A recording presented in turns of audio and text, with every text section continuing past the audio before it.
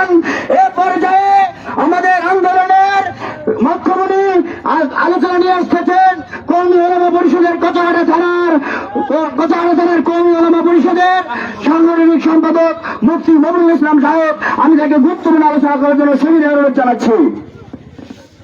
السلام عليكم ورحمة الله وبركاته. وعليكم السلام. إن الحمد لله والصلاة والسلام على رسول الله.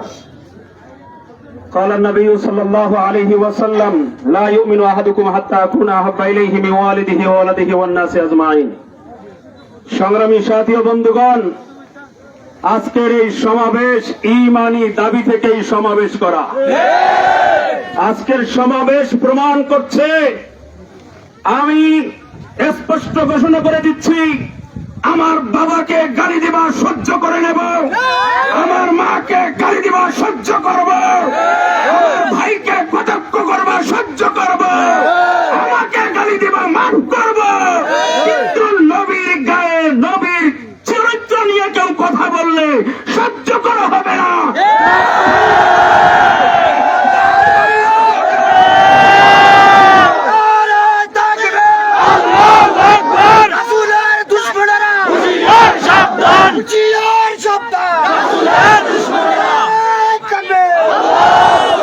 সংগ্রামী সাথী ও বন্ধুগণ, সাদ ইবনে আবি ওয়াক্কাস রাদিয়াল্লাহু তাআলা আনহু ভাই ছিল উতবা ইবনে আবি ওয়াক্কাস। উতবা ইবনে আবি ওয়াক্কাস রাসূলের মাথায় যখন পাথর ঢিল মেরেছিল, রক্ত পড়ছিল, রাসূল মনির অবস্থায় উহুদের ময়দানে সাদ ইবনে আবি ওয়াক্কাস রাদিয়াল্লাহু তাআলা আনহু শুনতে পেয়ে মনে করে নেই যে আমার ভাই, মনে করে নেই আমার রক্তের ভাই, সঙ্গে সঙ্গে কসম করে বলেছে, ওয়াল্লাহি উতবা ইবনে ওয়াক্কাসকে যতক্ষণ কতল করব না ততক্ষণ আমি বাড়ির দিকে ফেরবো না।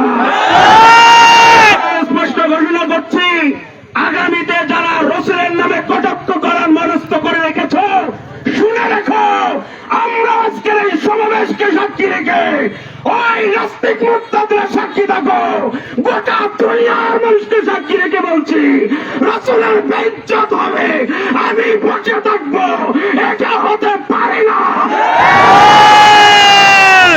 সংগ্রামী সাথী বন্ধুগণ, আরেকটা কথা বলে দিচ্ছি, আমাদের গুজরাটের কসাই নরেন্দ্র মোদীকে তুমি মনে করছো বাংলাদেশে শেখ হাসিনা নাই, বিভিন্ন ভাবে টর্চার করব, এমনকি ইসলামেরও 12টা বাজাইয়ে দেব।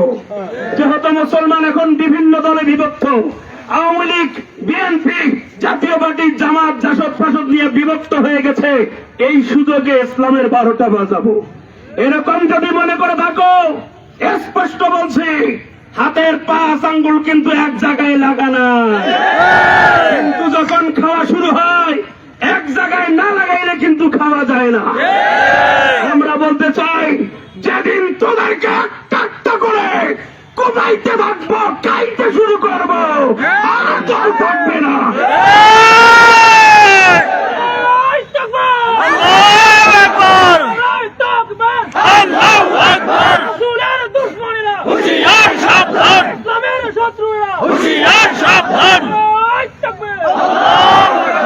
প্রজন্ম ভাই আমার, আরেকটা কথা বলে শেষ করছি, আমার রাসূলের শানে যদি আরেকবার কেউ জবান খোলে, ওর জবানটা চিপ টেনে ছেড়ে ফেলা হবে। যদি কেউ আমার রাসূলের শানে হাত বাড়ায়, ওর হাতটা ভেঙে দেওয়া হবে। যদি কেউ রাসূলের শানে যদি কেউ কটাক্ষ করে, ওর চিরজীবনের ধরে তার ঘর থেকে গর্দনটা আলাদা হয়ে যাবে। সংগ্রামী সাথী বন্ধুগণ, শেষ কথা বলছি, মোদিজিকে বলি, আপনার আমি শুভাকাঙ্ক্ষী হয়ে বলছি, আপনি যদি আপনার অখণ্ড ভারতকে অক্ষত রাখতে চান, আপনি যদি মুসলমানদের লাল কেল্লা দখলে রাখতে চান, তাহলে স্পষ্ট বলছি, তাদের বিচার করে। তাদের যদি বিচার না করা হয়, আমি আজকের এই প্রত্যন্ত অঞ্চল থেকে বলছি, উলামায়ে কেরামের সাথে পরামর্শ ক্রমে, বাংলাদেশের হক্কানি মুরব্বী আলেমদের সাথে পরামর্শ ক্রমে প্রয়োজনে ওই লাল কেল্লায় গিয়ে মুসলমানদের কালিমার পতাকা উড়াবো, আর তোমার অখণ্ড ভারত অখণ্ড থাকবে না। তোমার ভারত ভেঙ্গে চুরমার হয়ে যাবে।